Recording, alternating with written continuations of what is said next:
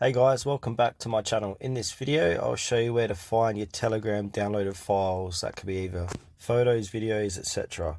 Please make sure to watch this video to the very end so you don't miss out on important information. In saying that, let's dive in. Alright, the first thing you need to do, I'll just do a quick demonstration. Open up Telegram, and I'm just going to go save a random photo or video here. I'm going to click this one. And now I'm going to save it by pressing the three dots top right hand corner of the screen. I'm going to click on save to gallery, and now these guys want to know where that is located on your phone.